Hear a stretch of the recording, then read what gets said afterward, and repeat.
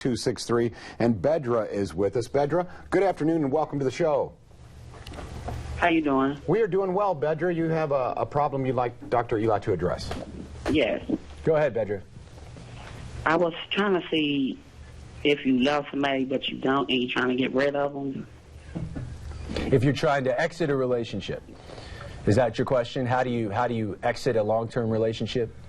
Yeah, about a year and a half we've been together, but it's not working out. Mm-hmm. Now, do you think your partner feels mutually about it, or you want to end it and maybe they don't? Yeah. Mm-hmm. That's the situation, that you're kind of out, but your partner's in, and you know in your mind that you want to exit. Yeah. All right, because some people would consult a relationship therapist, a marriage and family therapist, if they're kind of ambivalent. But they could also do it if they know they want to exit a relationship. So let's talk about some quick tips when you want to exit it. First of all, you want to try to buffer your partner as much as possible, in the sense that coming out of the blue is very hard. Imagine if you really cared about someone and you don't see it coming. So you want to kind of prepare your partner. And in doing that, next to any relationship, most people, when you've stayed in something from a year and a half, there must be some good thing about it that you remember about it. So you kind of want to start by giving your partner some context of kind of why you reached this decision, but also what you will take with you from the relationship, what you will remember fondly about your time with your partner. And you want to have some pretty clear boundaries, because a lot of people that can't exit relationships is because they kind of want to exit some parts. They don't want, maybe they don't want to share space, they don't want to live together, but they still are enjoying other benefits of the relationship. So you want to be very clear on your boundaries. So most people get themselves into trouble when they're trying to exit, but they start and they stop and they get back.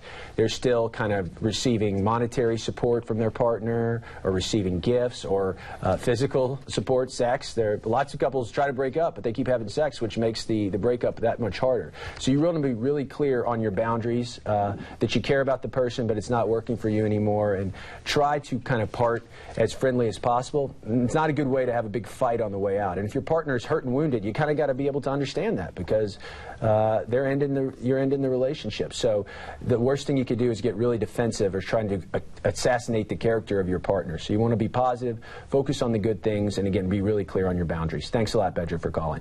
Thank you very much, and I don't mean to make light of the situation, but the old, hey, it's me, it's not you, doesn't work. People see right through that, doesn't it? It's me. But we talk about in what we've been doing, it's like I've never seen any relationship where one person is 100% of the fault. So the best relationships are ones where you say, okay, this was our cycle, it's not working out, and if I really think it was all you, that's not going to make me very successful in my next relationship. So successful people, when they're ending a relationship, they say, hey, this was my part in the cycle. I can take accountability for it, and that's how I learn and go on to have a successful relationship the next time. Versus people that don't, that kind of think it's all them and not me. Hey, I'm fine in this situation, and this is my partner's fault. Well, they kind of have failed relationship after failed relationship, and they don't really take accountability for their own part. So a marriage and family therapist is going to work with you, whether you're an individual or you're a couple, to look at your cycle, look at the way you fight, what your triggers are, and help you to take accountability for your part. And we know from the research, people that do the best are the people that are able to kind of see their part, take a step back, and do something different the next time in the next relationship. All right. Donna is with us. Donna, good afternoon and welcome to the show. You have Dr. Eli. Hello. Hi, Yes. Donna. Hi. I need to find out. I have a relative that's kind of given up on family. Kind of just isolated themselves? Yes. They've been on pain meds for quite a while. And I believe that's what's going on with them. So you think the kind of the reliance or the potential addiction on pain pills is causing the shutdown from the family? Were they more engaged with the family before that? Yes. Okay.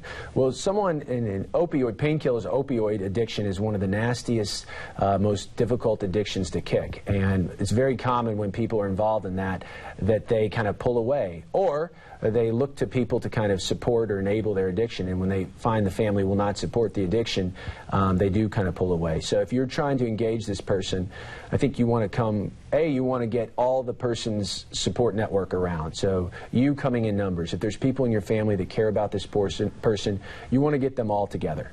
And then you want to have a meeting, whether you use an interventionist or a marriage and family therapist to do this exact type of work, or whether you try to do it by yourself. You get all the important players together.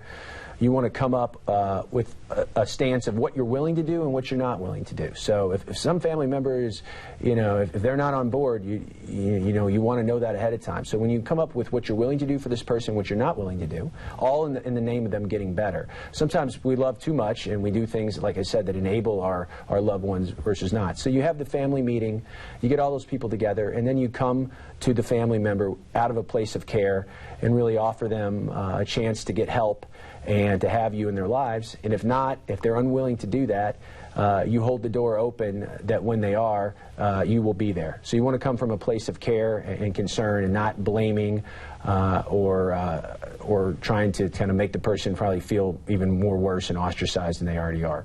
All right. Donna, we appreciate your compassion. We have another caller. Alex is with us. Good afternoon, Alex. Welcome to the show. Yes. Hello. Hello, Alex. Yes, I had a question. I was just wondering, are you for couples retreat, and do you think it works? That's a very good question. We have several emails. There are many kind of services or workshops that are marketed as couples retreats, and the purpose of that is usually an intense weekend. Usually it could be local. Many people fly around the country, and what they will give you is like an extreme weekend dose of couple skills. And for motivated couples, Alex, like if you have a partner that's really on board with this and you're really on board and everything is pretty stable in the relationship, yeah, it can really help. Okay.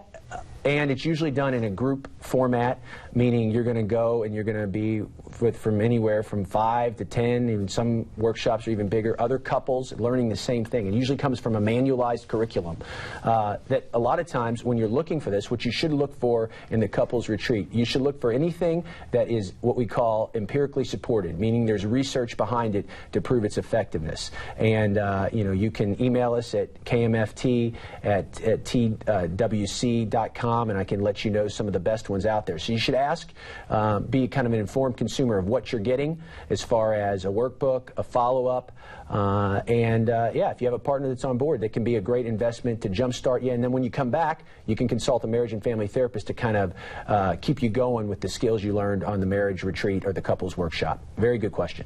Good question. You're exactly right. If both sides of the couple, if they're not both on board, it's not going to be effective. In fact, it may even make things worse, wouldn't you think? Yeah. Well, you're going to spend a good amount of money. Right. You're going to travel. It's like, yeah, you got to be on board to do that. So the motivation factor of the client is the most important factor if it's going to work or not. All right. Dr. Eli, once again, I want to let you know if you need a marriage or family therapist, I want you to go to therapistlocator.net, or you can always go to KAMFT, that's Kentucky Association Marriage and Family Therapy. And by the way, Dr. Eli is the president. That's TWC.com, at TWC.com. Yes. I'll get it out. There you go. KMFT at TWC.com. Send us emails. We do use them on the show, and thank you. Really great calls today. All right, coming up, we're going to talk about women's health, and we're also going to